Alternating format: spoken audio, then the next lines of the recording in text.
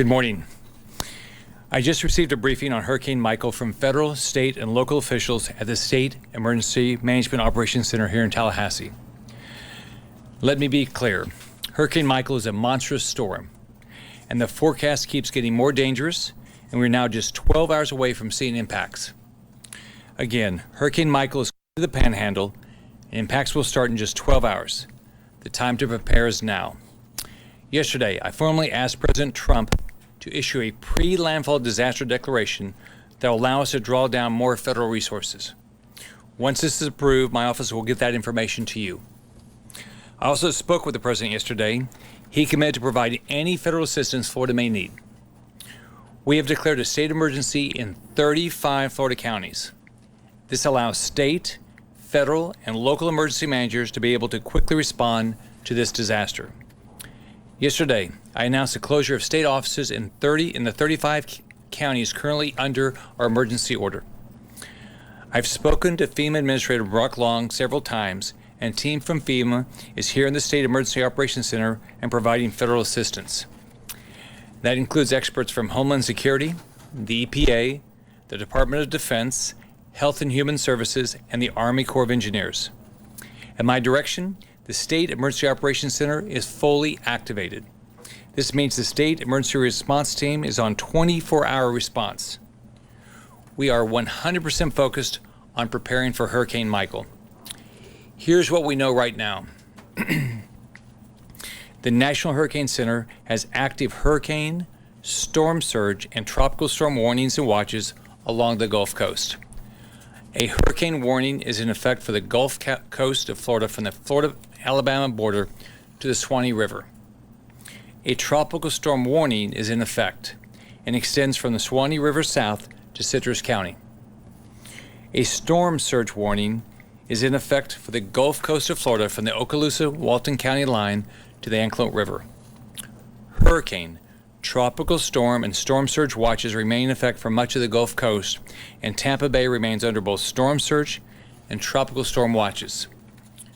We also now have a tropical storm watch from Fernandina Beach north to the Georgia border. As the storm approaches, there will also be a significant threat of tornadoes. It is critical for you to listen to local news reports. Hurricane Michael is a massive storm that could bring total devastation to parts of our state, especially in the Panhandle. Think about the destruction we've seen before with storms like Hurricane Irma. Hurricane Michael poses a deadly threat, and as it grows stronger, we can expect it to make landfall as a major Category 3 storm on Wednesday along the Gulf Coast. The Panhandle and parts of the Big Bend will likely see winds in excess of 110 miles per hour. Think about that, 110 miles per hour. Pensacola could see sustained hurricane-force winds of 75 miles per hour or more. Tallahassee could see sustained hurricane-force winds of 75 miles per hour or more. Again, Hurricane Michael is forecast to be the most destructive storm to hit the Florida Panhandle in decades. The storm will be life-threatening and extremely dangerous. We're expecting 4 to 8 inches of rain, and some areas might see 12 inches of rain. The storm will bring torrential rain to most of the Panhandle and Big Bend, which means flooding will be a major issue. Again, prepare for major flooding from this storm. Hurricane Michael will bring deadly storm surge to many areas, even those outside the path. The National Hurricane Center is forecasting storm surge to be between 8 to 12 feet between Indian Pass and Gulf County and Cedar Key and Levy County. That means the water will come miles inshore and could easily be over the roofs of houses. Think about that, 8 to 12 feet.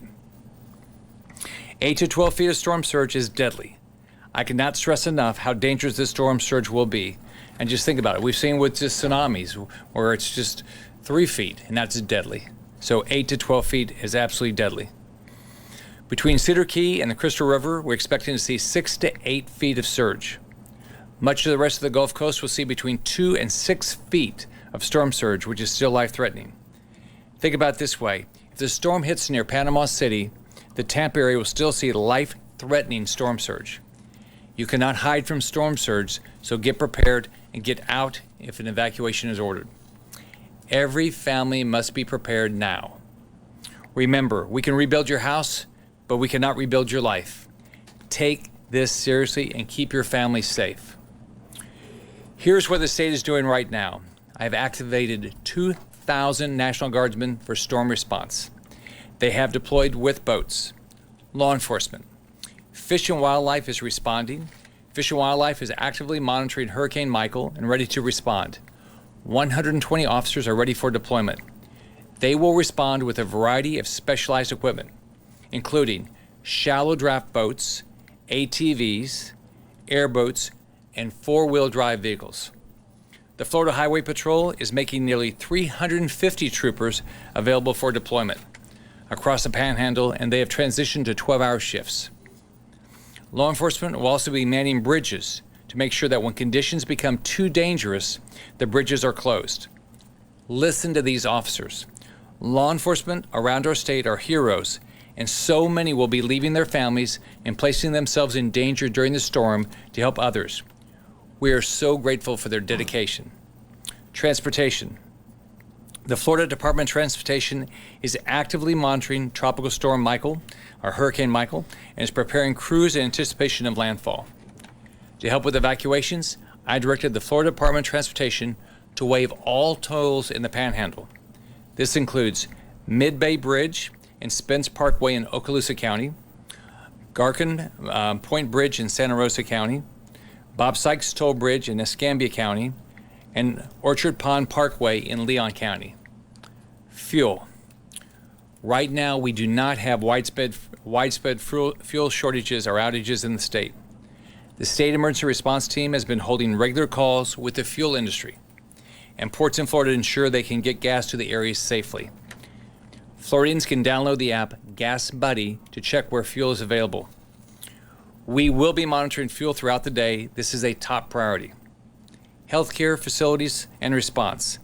The Florida Agency for Healthcare Administration is in contact with healthcare facilities to ensure they have the resources they need. Florida Department of Health has 5 ambulance strike teams and 35 special needs shelter teams ready to deploy. The Department of Education is also working with local districts to ensure they have everything they need to open shelters quickly. For our local governments, let's make sure everyone has what they need. Local governments need to have a power restoration plan. We just heard from Duke Energy, and they have 5,000 personnel ready to deploy, and Gulf Power has 3,000 personnel ready to deploy. Getting the lights back on after the storm is the top priority. If we need to have evacuations, local communities need to issue the orders now. We cannot afford to wait. Acting quickly and decisively is the most important thing we can do right now. For our families, our state will do whatever it takes to make sure that every family and visitor in Florida is prepared for any possible impact from Michael. Families should get 3 days of food and water and make sure all medications are ready. Check on your neighbors. Listen to local officials. During disasters, Floridians take care of each other. We are already seeing mandatory evacuations being ordered in counties across the Panhandle. If you are in an evacuation order, leave, don't wait. If you're on the fence, don't think about it, do it. This storm can kill you. Remember, during a storm, first responders cannot come out and save you. It's too dangerous. You need to evacuate if you're ordered to do so. If your county is planning evacuation orders later today, go ahead and leave now. Don't wait. Look, I know that evacuations are not fun and they're absolutely inconvenient. I always think about my parents growing up and how hard it would have been on them to evacuate with limited resources. But in Florida, there are so many people ready to help you, and there's no excuse not to keep your family safe. So let's all stay safe, stay alert to weather updates, and watch this storm closely. Michael can still change direction and impact any part of our state. Impacts will start today. Get ready. There isn't any reason to not be prepared to keep your family safe. We all have families. I'm a dad and I'm a grandfather. My family is the most important thing to me, and I can't imagine anything happen to them. Now is the time to prioritize your family. Keep them safe. Do not take a chance. You can visit floridadisaster.org to make a plan and get information on road closures, shelters, and evacuations. You can visit fl511.com for current road conditions. Families can also call the State Emergency Information Line for assistance. You can follow at FLCERT or at FLGovScott on Twitter for live updates on Tropical Storm Michael. Con la llegada de este huracán, lo más importante que cada familia puede hacer es tener un plan. Familias deben tener por lo menos 3 días de comida, agua, medicamentos y otros suministros esenciales. Haga un plan hoy, esté preparado. I'm glad to answer any questions. Governor, during Hurricane Irma last year, sir, you guided the state through a massive evacuation from here. My question is, I'm referring to your statement a minute ago, local communities need to issue evacuation orders. Why is evacuation in this storm solely a local responsibility, not the state's? Sure.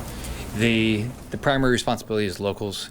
Here's what I'm worried about right now is I think a lot of people have been through 110-mile-an-hour winds. They've been through 12 inches of rain. I think what's different about this storm that really concerns me is the storm surge. We have a chance of 8 to 12 feet of storm surge. I will hope everybody takes that seriously. Even 2 to 4 feet of storm surge is deadly, and so I want to make sure every local community is thinking about their evacuation orders. Governor, do you feel that the local communities that are in harm's way are prepared for this? Do you feel confident that we're walking into this last day, that these local communities are ready to go and they're online? I think everybody. I've been talking to mayors. I've been talking to county commissions. I've been going around the state.